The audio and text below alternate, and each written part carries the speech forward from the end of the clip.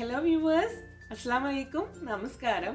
അപ്പോൾ ഇന്ന് നമ്മൾ ഈ ടേസ്റ്റിയിൽ ചെയ്യുന്നത് നല്ല പെർഫെക്റ്റ് ആയിട്ടുള്ളൊരു എഗ്ഗ് ബിരിയാണിയാണ്. അതായത് നമ്മുടെ മുട്ട ബിരിയാണിയാണ് ഇന്ന് നമ്മൾ കാണിക്കുന്നത്. അപ്പോൾ നമുക്കതിൻ്റെ ഡീറ്റെയിൽ ആയിട്ടുള്ള വീഡിയോയിലേക്ക് പോകുന്നതിന് മുമ്പായിട്ട് ഞാൻ എപ്പോഴും പറയുന്ന കാര്യമാണ്, നിങ്ങൾ എൻ്റെ ചാനൽ ആദ്യമായിട്ടാണ് കാണുന്നത് എങ്കിൽ താഴെ കാണുന്ന ഒരു റെഡ് സബ്സ്ക്രൈബ് ബട്ടൺ പ്രസ് ചെയ്തിട്ട് ചാനൽ ഒന്ന് സബ്സ്ക്രൈബ് ചെയ്യുക. അതിനോടൊപ്പം തന്നെ അതിൻ്റെ റൈറ്റ് സൈഡിൽ ഒരു കുഞ്ഞു ബെല്ലൈക്കൺ കൂടെ ഉണ്ട്, അതുകൂടെ ഒന്ന് പ്രസ് ചെയ്യുക. അങ്ങനെ നിങ്ങൾ ആ ഒരു ബെല്ലൈക്കൺ പ്രസ് ചെയ്യുമ്പം നിങ്ങൾക്ക് 3 ഓപ്ഷൻസ് കാണിക്കുന്നുണ്ടാവും. അതിൽ ഏറ്റവും ടോപ്പിൽ കാണുന്ന ഓൾ എന്നുള്ള ഓപ്ഷൻ തന്നെ സെലക്ട് ചെയ്യുക. എങ്കിൽ മാത്രമേ ഇനി അങ്ങോട്ട് ഞാൻ അപ്ലോഡ് ചെയ്യുന്ന എല്ലാ വീഡിയോസിൻ്റെയും നോട്ടിഫിക്കേഷൻ നിങ്ങൾക്ക് മിസ്സാവാതെ കിട്ടുള്ളൂ. അപ്പോൾ അതുകൂടെ ഒന്ന് ശ്രദ്ധിക്കുക. പിന്നെ നമ്മൾ ഈ ഒരു എഗ്ഗ് ബിരിയാണി ചെയ്യാൻ നമുക്ക് എഗ്ഗ് പുഴുങ്ങിയിട്ട് എടുക്കണം, എല്ലാവർക്കും അറിയുന്ന കാര്യമാണ്. അപ്പോൾ ഞാനിവിടെ 6 മുട്ട വെച്ചിട്ടുള്ളതാണ് കാണിക്കുന്നത്. അപ്പോൾ നിങ്ങൾ മുട്ട പുഴുങ്ങി എടുക്കുമ്പം ശ്രദ്ധിക്കേണ്ട 2-3 കാര്യങ്ങൾ ആദ്യമേ തന്നെ പറയാം. ഒന്നാമത്തെ കാര്യം, നമ്മൾ മുട്ട പുഴുങ്ങാൻ എടുക്കുന്ന വെള്ളത്തിലേക്ക് കുറച്ച് ഉപ്പിട്ട് കൊടുക്കുക. പിന്നെ രണ്ടാമത്തെ കാര്യം, നമ്മൾ മുട്ട പുഴുങ്ങാനായിട്ട് വെള്ളം എടുത്തിട്ട് അത് ആദ്യമേ തന്നെ ഹൈ ഫ്ലെയിമിൽ തിളപ്പിക്കാതെ ചെറിയ തീയിൽ ചെറിയ തിള വരുന്നവരെ ഒന്ന് വെയിറ്റ് ചെയ്യുക. എന്നിട്ട് നമ്മൾ തീ കൂട്ടി കൊടുക്കുക. അതല്ലെങ്കിൽ നമ്മൾ ആദ്യമേ തന്നെ വെള്ളം നന്നായിട്ട് തിളക്കുമ്പം ആ മുട്ട തമ്മിൽ ഇങ്ങനെ അങ്ങോട്ടും ഇങ്ങോട്ടും മുട്ടിയിട്ട് പെട്ടെന്ന് പൊട്ടിപ്പോവാനുള്ള ചാൻസ് ഉണ്ട്. പിന്നെ നമ്മൾ മൂന്നാമത്തെ കാര്യം എന്താ വെച്ച് കഴിഞ്ഞാൽ, നമ്മൾ മുട്ട പുഴുങ്ങി എടുത്തിട്ട് അത്യാവശ്യം നന്നായിട്ടൊരു 10 മിനിറ്റ് ഒക്കെ എടുത്ത് മുട്ട പുഴുങ്ങി എടുത്തിട്ട് അത് ഉടനെ തന്നെ അതിൻ്റെ ഷെല്ല് മാറ്റിയിട്ട് എടുക്കാതെ അത് ഒന്നെങ്കിൽ ഒരു ഐസ് വാട്ടറിലേക്കോ അതല്ലെങ്കിൽ നമ്മുടെ നോർമലായിട്ടുള്ള പച്ചവെള്ളത്തിലേക്കോ മാറ്റിയിട്ട് നന്നായിട്ട് മുട്ടേൻ്റെ ചൂട് പോയതിന് ശേഷം മാത്രം ഷെല്ല് ഒഴിവാക്കിയിട്ട് എടുക്കുക. അതല്ലെങ്കിൽ നമ്മളിങ്ങനെ പൊളിക്കുമ്പം ഷെല്ല് പൊളിച്ചെടുക്കുമ്പം അതിൻ്റെ ഒരു വൈറ്റ് പാർട്ട് കൂടെ പോരാൻ ചാൻസ് ഉണ്ട്. അപ്പോൾ ഈ 2-3 കാര്യങ്ങൾ നിങ്ങൾ മുട്ട പുഴുങ്ങിയെടുക്കുമ്പോൾ ഒന്ന് ശ്രദ്ധിക്കുക. എങ്കിൽ നിങ്ങൾക്ക് പെർഫെക്റ്റ് ആയിട്ട് തന്നെ മുട്ട പുഴുങ്ങിയെടുക്കാൻ വേണ്ടിയിട്ട് പറ്റും. അപ്പോൾ ഇനി നമുക്ക് എങ്ങനെയാണ് ഈ ഒരു എഗ്ഗ് ബിരിയാണി നല്ല പെർഫെക്റ്റ് ആയിട്ട് ഉണ്ടാക്കിയിട്ട് എടുക്കുക എന്നുള്ളത് നോക്കാം. അപ്പോൾ ആദ്യം തന്നെ നമുക്ക് ഇതുപോലുള്ളൊരു നോൺ സ്റ്റിക്ക് പാൻ എടുത്ത് സ്റ്റൗവിൽ വെച്ചിട്ടൊന്ന് ചൂടാക്കുക. ഇതിലേക്ക് നമുക്ക് പ്യൂർ ആയിട്ടുള്ള നെയ്യ് ഒരു 2 ടേബിൾ സ്പൂണോളം ചേർക്കുന്നുണ്ട്. ഞാനിപ്പോൾ യൂസ് ചെയ്തിട്ടുള്ളത് മിൽമയുടെ പ്യൂർ ആയിട്ടുള്ള നെയ്യാണ്. നല്ല ടേസ്റ്റിയാണ് നമ്മൾ ഇതിനകത്താണ് ബിരിയാണി വെക്കുന്നത് എങ്കിൽ. അപ്പോൾ 2 ടേബിൾ സ്പൂണോളം നെയ്യ് ഒഴിച്ചിട്ടുണ്ട്. പിന്നെ ഞാനിതിലേക്ക് ഒരു 4 ടേബിൾ സ്പൂണോളം സൺഫ്ലവർ ഓയിലൂടെ ഒഴിച്ചു കൊടുത്തിട്ടുണ്ട്. രണ്ടും കൂടെ മിക്സ് ചെയ്തിട്ടാണ് ചേർത്തിട്ടുള്ളത്. ഇനി നമുക്കിതിലേക്ക് 2 മീഡിയം സൈസ് ആയിട്ടുള്ള സവാള നന്നായിട്ട് കനം കുറഞ്ഞ് അരിഞ്ഞ് ചേർത്ത് കൊടുക്കാം. ഈ സവാള നമുക്ക് നല്ലൊരു ലൈറ്റ് ഗോൾഡൻ കളർ ആവുന്നവരെ ഒന്ന് ഫ്രൈ ചെയ്തിട്ട് എടുക്കണം.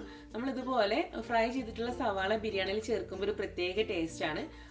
അപ്പോൾ ഇത് ഒരുപാട് ക്രിസ്പി ആവാൻ വേണ്ടിയിട്ട് വെയിറ്റ് ചെയ്യരുത്. കാരണം നമ്മളിത് ഓയിലിൽ നിന്ന് എടുത്തിട്ട് പിന്നെ മാറ്റി വെച്ച് കഴിഞ്ഞാലും ആ ചൂടിൽ വീണ്ടും അതൊന്ന് ക്രിസ്പി ആയിട്ട് പോവും.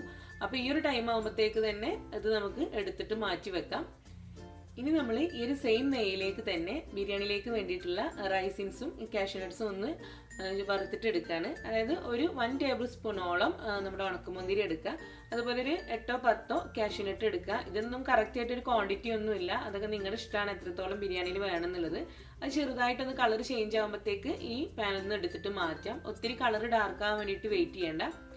ഈ നെക്സ്റ്റ് നമ്മുടെ ബിരിയാണിയിലേക്ക് വേണ്ടിയിട്ടുള്ള 6 മുട്ട ഇവിടെ പുഴുങ്ങി വെച്ചിട്ടുണ്ട്. ഞാൻ ആദ്യം പറഞ്ഞ ടിപ്പൊക്കെ നോക്കിയിട്ട് തന്നെ നല്ല പെർഫെക്റ്റ് ആയിട്ട് മുട്ട പുഴുങ്ങിയിട്ട് മാറ്റി വെക്കുക. ഇനി നമ്മൾ ഈ ഒരു നെയ്യിലേക്ക് ഒരു 1/4 ടീസ്പൂണോളം മഞ്ഞൾപ്പൊടി ചേർത്ത് കൊടുക്കുക.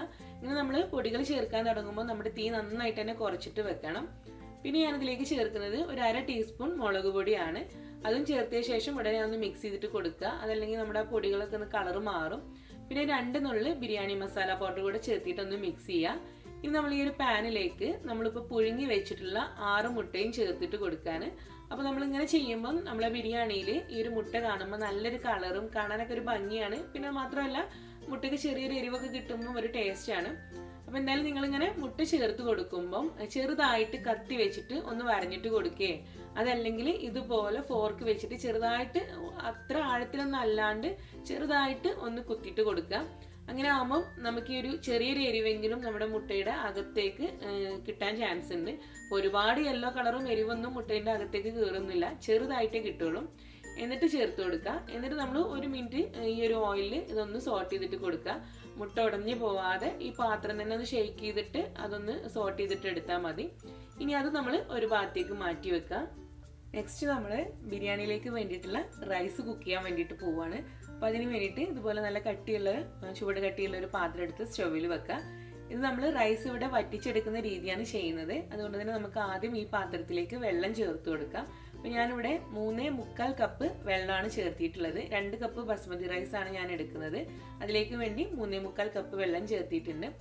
ഇനി നമുക്കിതിലേക്ക് ആവശ്യത്തിനുള്ള ഉപ്പ് കൂടെ ചേർത്തിട്ടൊന്ന് മിക്സ് ചെയ്തിട്ട് കൊടുക്കുക. ഇങ്ങനെ നമ്മൾ ചെയ്യുമ്പോൾ ഉപ്പ് കൂടാതെ ശ്രദ്ധിക്കണം. പിന്നെ ഇതിലേക്ക് ചേർക്കുന്നത് 1 ടേബിൾ സ്പൂണോളം സൺഫ്ലവർ ഓയിലാണ് ചേർക്കുന്നത്.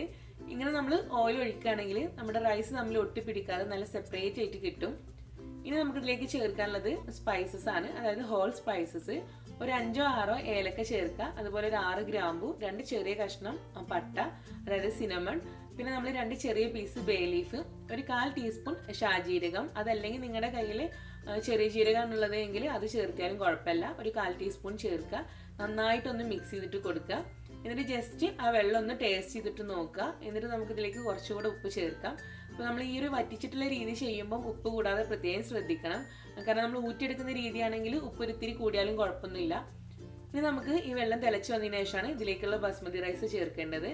അപ്പോൾ ഞാനിവിടെ 2 കപ്പ് ബസ്മതി റൈസ് ആണ് എടുത്തിട്ടുള്ളത്. ഇത് നന്നായിട്ട് 2-3 തവണ വാഷ് ചെയ്തതിന് ശേഷം ഒരു 30 മിനിറ്റ് വെള്ളത്തിൽ കുതിർത്തിട്ട് വെച്ചിട്ടുള്ളതാണ്.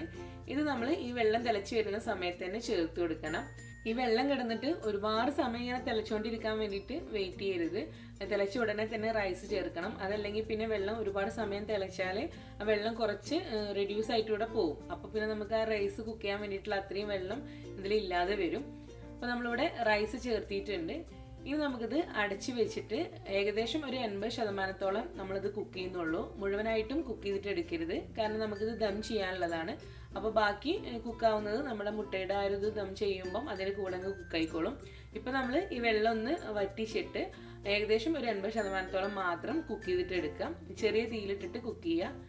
അപ്പോൾ നമ്മുടെ ഈ ഒരു റൈസിനകത്തുള്ള വെള്ളമൊക്കെ നന്നായിട്ട് തന്നെ റെഡ്യൂസ് ആയിട്ടുണ്ട്. നല്ല പോലെ ഒന്ന് മിക്സ് ചെയ്തിട്ട് കൊടുക്കുക. ഒരു ഇത്തിരി മോയ്സ്ചർ മാത്രമേ ഇതിൽ ബാക്കി നിൽക്കുന്നുള്ളൂ. ഈ ഒരു സമയം തന്നെ നിങ്ങൾ ഫ്ലെയിം ഓഫ് ചെയ്യുക. എന്നിട്ട് ആ റൈസ് ഒന്ന് ചെക്ക് ചെയ്തിട്ട് കൂടെ നോക്കുക എത്രത്തോളം കുക്കായിട്ടുണ്ടെന്നുള്ളത് ഒന്ന് ചെക്ക് ചെയ്യുക കൂടെ ചെയ്യുക. ഇനി നമ്മൾ ഈ ചൂട് പാത്രത്തിൽ നിന്നും പെട്ടെന്ന് തന്നെ ഇത് മറ്റൊരു പാത്രത്തിലേക്കൊന്ന് മാറ്റിയാണ്. ഇതുപോലെ ഇങ്ങനെ ചെക്ക് ചെയ്യുമ്പോൾ ഒരു ഇത്തിരി കൂടെ ഇത് കുക്കാവാനേ ഉള്ളൂ. അപ്പോൾ നമ്മൾ ഇത് മറ്റൊരു പാത്രത്തിലേക്ക് മാറ്റാം. ഈ ചൂടിൽ കിടന്നിട്ട് അത് വീണ്ടും കുക്കാവാതിരിക്കാൻ വേണ്ടിയിട്ട്. അപ്പോൾ നമ്മുടെ എഗ്ഗ് ബിരിയാണിയിലേക്കുള്ള റൈസ് നമ്മളിവിടെ റെഡിയാക്കി വെച്ചിട്ടുണ്ട്. ഇനി നമ്മൾ ബാക്കിയുള്ള മസാലയുടെ പരിപാടിയാണ് ചെയ്യുന്നത്. അപ്പോൾ അതിന് വേണ്ടിയിട്ട് ഈ ഒരു പാത്രത്തിലേക്ക് നമുക്കൊരു 1.25 ടേബിൾ സ്പൂണോളം സൺഫ്ലവർ ഓയിൽ ഒഴിച്ചു കൊടുക്കാം. ബാക്കി നമ്മൾ ആ ഒരു എഗ്ഗ് നമ്മൾ മസാലയൊന്ന് കോട്ട് ചെയ്തിട്ട് എടുത്തിട്ടില്ലേ, അതിനകത്തുള്ള നെയ്യും ഓയിലും കൂടെ ഇതിനകത്തേക്ക് ഒഴിച്ചിട്ട് കൊടുക്കാം. ഇനി ഞാനിതിലേക്ക് 4 അത്യാവശ്യം നല്ല സൈസുള്ള സവാള നന്നായിട്ട് കനം കുറഞ്ഞ് അരിഞ്ഞെടുത്താണ് ചേർത്തിട്ടുള്ളത്. അപ്പോൾ മസാല കുറച്ച് കൂടുതൽ വേണമെന്നുള്ളവർക്ക് 1-2 സവാള കൂടെ കുറച്ച് കൂടുതൽ എടുക്കാം. ഇനി ഇതിലേക്ക് കുറച്ച് ഉപ്പ് കൂടെ ചേർത്തിട്ട് ഇത് നന്നായിട്ട് വഴറ്റിയിട്ട് എടുക്കുക. ഉപ്പ് ചേർക്കുമ്പോൾ നമുക്കത് പെട്ടെന്നൊന്ന് വഴറ്റിയെടുക്കാൻ കൂടി പറ്റും. നന്നായിട്ടൊന്ന് കുഴഞ്ഞ് ട്രാൻസ്പെറൻ്റ് ആയിട്ട് അതിൻ്റെ ഒരു അളവൊന്ന് കുറഞ്ഞിട്ട് വരുന്ന കണ്ടീഷൻ ആവുന്നവരെ വഴറ്റണം. അപ്പോൾ ഇത് നന്നായിട്ട് തന്നെ കുഴഞ്ഞ് വന്നിട്ടുണ്ട്. ഇനി നമുക്കിതിലേക്ക് ഒരു 3 പച്ചമുളക്, 3 ചെറിയ കഷ്ണം ഇഞ്ചി, ഒരു 6 അല്ലി വെളുത്തുള്ളി കൂടെ ഒന്ന് നന്നായിട്ട് ചതച്ചെടുത്തിട്ട് ചേർക്കുക. എരിവ് കുറച്ച് കൂടുതൽ ഇഷ്ടമുള്ളവർക്ക് ഒരു 2 പച്ചമുളക് കൂടെ കുറച്ച് കൂടുതൽ എടുക്കാം. അപ്പോൾ ഇത് നമ്മൾ നന്നായിട്ട് പേസ്റ്റ് ആക്കിയിട്ട് എടുക്കണ്ട, ചതച്ചെടുത്താൽ മതി, അതായിരിക്കും കുറച്ച് കൂടുതൽ ടേസ്റ്റ്. ഇനി നന്നായിട്ട് ഒന്ന് വഴറ്റിയിട്ട് കൊടുക്കാം. നല്ലപോലെ ഒന്ന് മിക്സ് ചെയ്തിട്ട് തന്നെ കൊടുക്കുക. ഒക്കെ ചെറിയ തീയിൽ തന്നെ വെച്ചിട്ട് ചെയ്യാൻ വേണ്ടിയിട്ട് നോക്കുക.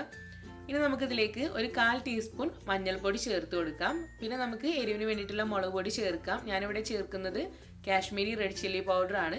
അത് ഞാനൊരു 1.25 ടേബിൾ സ്പൂണോളം ചേർക്കുന്നുണ്ട്. നിങ്ങൾക്ക് കുറച്ച് എരിവൊക്കെ ഇഷ്ടമുള്ളവരാണെങ്കിൽ നമ്മുടെ എരിവുള്ള മുളക് പൊടിയും കൂടെ ഒന്ന് മിക്സ് ചെയ്തിട്ട് വേണമെങ്കിൽ ചേർത്തിയാൽ മതി. പാതിയും കണ്ട് ചേർത്തിയാൽ മതി. പിന്നെ ഞാനിതിലേക്ക് ഒരു 1/4 ടീസ്പൂൺ മല്ലിപ്പൊടി ചേർക്കുന്നുണ്ട്. അത് കൂടരുത്, അതിൻ്റെ ചെറിയൊരു ടേസ്റ്റ് കിട്ടാൻ വേണ്ടിയിട്ടാണ്. പിന്നെ ഞാനിതിലേക്ക് ചേർക്കാൻ പോകുന്നത് ഗരം മസാല പൗഡറാണ്. അതും ഒരു 1/4 ടീസ്പൂൺ മാത്രം മതി. ഇതിലേക്ക് ഞാൻ ഹോം മെയ്ഡ് ആയിട്ടുള്ള ബിരിയാണി മസാല പൗഡർ കൂടെ ചേർക്കുന്നുണ്ട്. അതുകൊണ്ട് ഗരം മസാല പൗഡർ കൂടാതെ നോക്കുക. എല്ലാം ചേർത്തതിന് ശേഷം നന്നായിട്ട് ഇതൊന്ന് മിക്സ് ചെയ്തിട്ട് കൊടുക്കുക. പൊടികളൊക്കെ ഒന്ന് മൂപ്പാക്കിയിട്ട് എടുക്കുക. ഇനി നമ്മളിതിലേക്ക് എരിവിന് വേണ്ടിയിട്ട് തന്നെ കുരുമുളകിൻ്റെ പൊടി കൂടെ ചേർക്കുന്നുണ്ട്. അപ്പോൾ കുരുമുളക് പൊടി ഞാനൊരു 1/2 ടീസ്പൂണോളം ചേർക്കുന്നുണ്ട്. പിന്നെ നമ്മളിതിലേക്ക് ചേർക്കുന്നത് ഹോം മെയ്ഡ് ആയിട്ടുള്ള ബിരിയാണി മസാല പൗഡറാണ്. ഓൾറെഡി അതിൻ്റെ വീഡിയോ ഞാൻ അപ്ലോഡ് ചെയ്തിട്ടുണ്ട്. അതൊരു 1/4 ടീസ്പൂൺ നിറയെ എടുത്തിട്ടുണ്ട്. അതുകൂടെ ചേർത്ത് കൊടുക്കുക. എല്ലാം കൂടി നന്നായിട്ടൊന്ന് വഴറ്റിയിട്ട് എടുക്കുക. ഇനി നമുക്കിതിലേക്ക് ചേർക്കാനുള്ളത് തക്കാളിയാണ്. ഒരു മീഡിയം സൈസായിട്ടുള്ള തക്കാളി നന്നായിട്ടൊന്ന് കനം കുറഞ്ഞ് അരിഞ്ഞെടുത്ത് ചേർത്ത് കൊടുക്കുക. അത്യാവശ്യം കുറച്ച് പഴുത്ത തക്കാളി തന്നെ എടുക്കുക. ഇനി നമ്മളിത് നന്നായിട്ട് തന്നെ വഴറ്റിയിട്ട് എടുക്കണം. ഈ തക്കാളി കൂടെ ചേർത്തതിന് ശേഷം നന്നായിട്ട് ഇത് കുഴഞ്ഞിട്ട് നല്ലൊരു മസാലയായിട്ട് കിട്ടണം. അപ്പോൾ ഇതിവിടെ നന്നായിട്ട് തന്നെ കുഴഞ്ഞ് നല്ലൊരു മസാലയായിട്ടുണ്ട്. ഇതിലേക്ക് നമുക്ക് കുറച്ച് കറി ലീവ്സ് ഇട്ട് കൊടുക്കുക. അതുപോലെ തന്നെ കുറച്ച് മല്ലിയില അരിഞ്ഞുകൂടെ ഇട്ട് കൊടുക്കാം. ഇതിൻ്റെ കൂടെ നിങ്ങൾക്ക് വേണമെങ്കിൽ മിൻറ്റ് ലീഫ് ചേർത്ത് കൊടുക്കാവുന്നതാണ്, അതായത് നമ്മുടെ പുതിനയില ചേർക്കാം. എനിക്കതിൻ്റെ ഒരു ഫ്ലേവർ വല്ലാണ്ട് ഇഷ്ടമല്ല, അതുകൊണ്ട് തന്നെ ഞാനത് ഒഴിവാക്കിയിട്ടുണ്ട്. എല്ലാം ചേർത്തിട്ട് നന്നായിട്ടൊന്ന് വഴറ്റിയിട്ട് കൊടുക്കുക.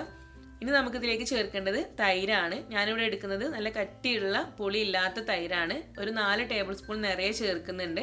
നിങ്ങൾ എടുക്കുന്ന തൈര് നല്ല പുളിയുള്ള തൈരൊക്കെ ആണ് എങ്കിൽ പിന്നെ നിങ്ങളിതിലേക്ക് എക്സ്ട്രാ പുളിക്ക് വേണ്ടിയിട്ട് നാരങ്ങ നീരോ അങ്ങനെ ഒന്നും ഒഴിച്ചു കൊടുക്കരുത്. ഇതിലേക്ക് ഇപ്പോൾ ഞാൻ ഒരു 1/4 ടീസ്പൂണിലും താഴെ വൈറ്റ് വിനീഗർ, അതായത് നമ്മുടെ സുർക്ക ചേർക്കുന്നുണ്ട്. ചെറുനാരങ്ങ കയ്യിലുണ്ടെങ്കിൽ ഒരു നാരങ്ങയുടെ പകുതി മാത്രം പിഴിഞ്ഞിട്ട് ചേർക്കുക. ഇതൊന്ന് ടേസ്റ്റ് ചെയ്തിട്ട് ഇതിലേക്ക് കുറച്ച് ഉപ്പ് കൂടെ ചേർത്ത് കൊടുക്കുക. അപ്പോൾ നമ്മുടെ മസാലയുടെ ടേസ്റ്റൊക്കെ നമ്മൾ ബാലൻസ് ചെയ്തിട്ടുണ്ട്. ഇനി നമ്മൾ മാറ്റി വെച്ചിട്ടുള്ള പുഴുങ്ങിയ മുട്ട ഇതിലേക്ക് ചേർക്കുകയാണ്. ചേർക്കുമ്പം അതിനകത്ത് ബാക്കി നിൽക്കുന്ന നെയ്യും അതുപോലെ തന്നെ എല്ലാം കൂടെ ഇതിനകത്തേക്ക് ചേർത്തിട്ട് നന്നായിട്ട് ഇതൊന്ന് മിക്സ് ചെയ്യുക. ഇങ്ങനെ നമ്മൾ മിക്സ് ചെയ്യുമ്പം ഈ പാത്രത്തിൻ്റെ എല്ലാ വശത്തും മസാല തട്ടുന്ന രീതിയിൽ മിക്സ് ചെയ്യുകയാണെങ്കിൽ നമ്മുടെ റൈസിന് നമ്മൾ മിക്സ് ചെയ്യുമ്പോൾ നല്ല യെല്ലോ കളർ ഉണ്ടാവും. നമ്മൾ എക്സ്ട്രാ കളറിന് വേണ്ടിയിട്ട് ഒന്നും ചേർക്കേണ്ട കാര്യമല്ല. അപ്പോൾ അതൊരു ടിപ്പാണ്, അതുകൂടെ ഒന്ന് നോക്കുക. അപ്പോൾ ഇനി നമ്മൾ ഇതുപോലെ മുട്ടയൊക്കെ വെച്ചിട്ട് നന്നായിട്ട് മിക്സ് ചെയ്തതിന് ശേഷം ഇത് അടച്ച് വെച്ചിട്ട് വളരെ ചെറിയ തീയിൽ 1 മിനിറ്റ് മാത്രം ഒന്ന് ഫ്ലെയിമിൽ വെക്കുക. 1 മിനിറ്റിന് ശേഷം ഇത് നന്നായിട്ടൊന്ന് മിക്സ് ചെയ്തിട്ട് കൊടുക്കുക. ഇനി നമ്മൾ ഇത് ദം ചെയ്യാൻ വേണ്ടിയിട്ട് പോവുകയാണ്. ഇപ്പോൾ നമ്മുടെ എഗ്ഗ് മസാല ഇവിടെ റെഡിയാണ്. അപ്പോൾ നമ്മളിത് ദം ചെയ്യുന്നതിൻ്റെ മുന്നേ തന്നെ ഇതിൽ നിന്നും ഈ കംപ്ലീറ്റ് മുട്ടയും 6 മുട്ടയും എടുത്തിട്ട് മാറ്റുക. അതിൻ്റെ കൂടെ കുറച്ച് മസാല കൂടെ എടുത്തിട്ട് മാറ്റുക. നമുക്ക് ദം ചെയ്യുമ്പം അത് ലെയറായിട്ട് ചെയ്യുമ്പം ആ ലെയറിൽ ചേർക്കാനുള്ളതാണ് ഈ ഒരു മസാലയും മുട്ടയും. മാത്രമല്ല നമ്മൾ മുട്ട ഈ ഏറ്റവും താഴെ വെക്കാതിരിക്കുന്നതാണ് നല്ലത്. നമ്മൾ പുഴുങ്ങിയ മുട്ടയാണ്, ഡയറക്റ്റ് ഇനി വീണ്ടും അത് ചൂട് തട്ടേണ്ട ആവശ്യമില്ല. അപ്പോൾ കുറച്ച് മസാല മാത്രം ബാക്കി വെച്ചിട്ട് ബാക്കിയുള്ളത് എടുത്ത് മാറ്റുക. ഇനി നമ്മൾ ഇതിൻ്റെ മുകളിലേക്ക് നമ്മൾ കുക്ക് ചെയ്ത് വെച്ചിട്ടുള്ള ബസുമതി റൈസ് പകുതി ചേർത്ത് കൊടുക്കുക. എന്നിട്ട് ചേർത്തതിന് ശേഷം അത് നന്നായിട്ടൊന്ന് ലെവൽ ചെയ്യുക. സാധാരണ നമ്മൾ ബിരിയാണി ദം ചെയ്തെടുക്കുന്ന രീതി തന്നെയാണ്. ഇതുപോലെ ഒന്ന് ലെവൽ ചെയ്തിട്ട് കൊടുക്കുക. ഇതിൻ്റെ മുകളിലായിട്ട് നമ്മൾ ഫ്രൈ ചെയ്ത് വെച്ചിട്ടുള്ള സവാള ചേർത്ത് കൊടുക്കാം. അതുപോലെ തന്നെ കാഷ്യൂനട്ട്, കിസ്മിസൊക്കെ ചേർക്കാം. പിന്നെ നിങ്ങൾക്ക് വേണമെങ്കിൽ മല്ലിയില പുതിനയിലൊക്കെ ചേർത്തിട്ട് കൊടുക്കാം. നെയ്യും ചേർത്തിട്ട് കൊടുക്കാം. അപ്പം ഞാനതൊന്നും ചേർക്കുന്നില്ല. ഇനി നമ്മൾ ബാക്കിയുള്ള മുട്ടയുടെ മസാലയും മുട്ടയും കൂടെ ഇതിൻ്റെ മുകളിലായിട്ട് ചേർത്തിട്ട് നന്നായിട്ടൊന്ന് സ്പ്രെഡ് ചെയ്തിട്ട് കൊടുക്കുക. മുട്ട ഉടഞ്ഞു പോവാതെ പ്രത്യേകം ശ്രദ്ധിക്കണം. ഇതിൻ്റെ മുകളിലായിട്ട് നമ്മുടെ ബാക്കിയുള്ള റൈസ് കൂടെ ചേർത്തിട്ട് ഒന്ന് ലെവൽ ചെയ്തിട്ട് കൊടുക്കുക. അപ്പോൾ അതിൽ നിന്ന് ഞാനൊരു ബേ ലീഫ്, അതായത് നമ്മുടെ കറുകയിലേക്ക് എടുത്ത് മാറ്റിയിട്ടുണ്ട്. അങ്ങനെ മാറ്റണം നിർബന്ധമൊന്നുമില്ല, നമ്മൾ കഴിക്കുമ്പം നമുക്ക് ഒഴിവാക്കേണ്ടതാണ്. അപ്പോൾ അത് നേരത്തെ ഒന്ന് മാറ്റിയെന്നേ ഉള്ളൂ. ഇതിൻ്റെ മുകളിലായിട്ട് ഞാൻ കുറച്ച് ബിരിയാണി മസാല ചേർത്ത് കൊടുക്കുകയാണ്. 2-3 നുള്ളി ചേർക്കാം, നിങ്ങളുടെ ഫ്ലേവറും ടേസ്റ്റൊക്കെ നോക്കിയിട്ട് ചേർക്കുക. അതുപോലെ കുറച്ച് കുരുമുളകിൻ്റെ പൊടി കൂടെ ഒന്ന് തൂവി കൊടുക്കാം. ഒരുപാടൊന്നും വേണ്ട, ചെറുതായിട്ട് മതി.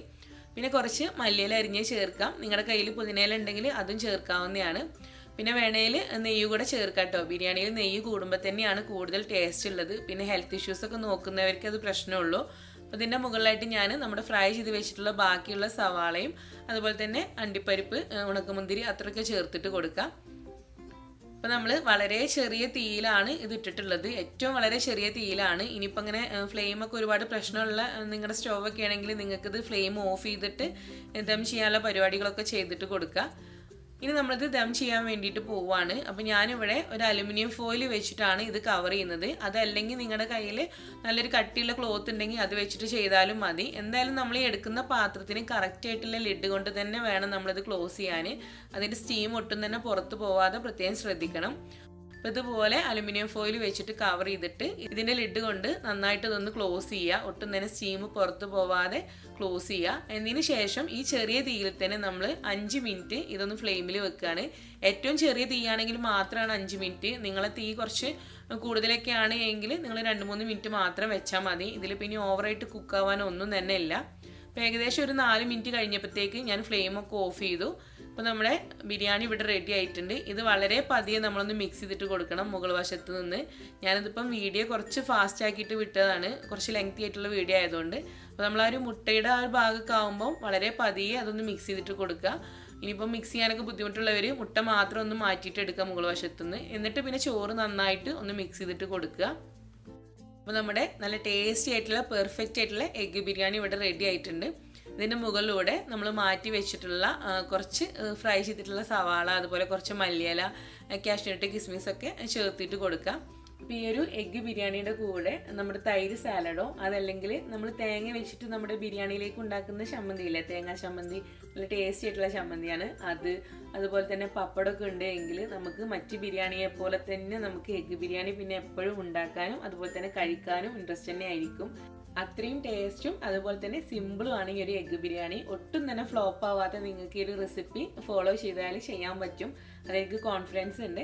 അപ്പോൾ നിങ്ങളത് ട്രൈ ചെയ്തിട്ട് നിങ്ങളുടെ ഫീഡ്ബാക്ക്സ് അറിയിക്കുക. ഓൾറെഡി 2-3 പേര് റിക്വസ്റ്റ് ചെയ്തിട്ടുള്ള ഒരു വീഡിയോ ആയിരുന്നു ഈ ഒരു എഗ്ഗ് ബിരിയാണി. അതുപോലെ തന്നെ ബീഫ് ബിരിയാണി, ഫിഷ് ബിരിയാണി കൂടെ ഉണ്ട്. ഇൻഷാല്ലാ വൈകാതെ അതിൻ്റെ 2ൻ്റെ കൂടെ വീഡിയോ ഞാൻ അപ്ലോഡ് ചെയ്യുന്നതായിരിക്കും. അപ്പോൾ എന്തായാലും നിങ്ങൾ ഈ ഒരു പെർഫെക്റ്റ് ആയിട്ടുള്ള എഗ്ഗ് ബിരിയാണി ട്രൈ ചെയ്തിട്ടുള്ള ഫീഡ്ബാക്ക്സ് അറിയിക്കുക. ഇഷ്ടമായാൽ ഞാൻ എപ്പോഴും പറയുന്ന പോലെ തന്നെ നിങ്ങളുടെ ഫ്രണ്ട്സിലേക്കും റിലേറ്റീവ്സിലേക്കും ഇത് ഷെയർ ചെയ്തിട്ട് കൂടെ കൊടുക്കുക. അതുപോലെ തന്നെ നിങ്ങളുടെ കമൻറ്റ് പറയാൻ വേണ്ടിയിട്ട് മറക്കണ്ട. അപ്പോൾ ഇനി നമുക്ക് വീണ്ടും നല്ല റെസിപ്പീസുമായിട്ട് ഈ ടേസ്റ്റിലൂടെ കാണാം. Thank you. അസ്സലാമു അലൈക്കും.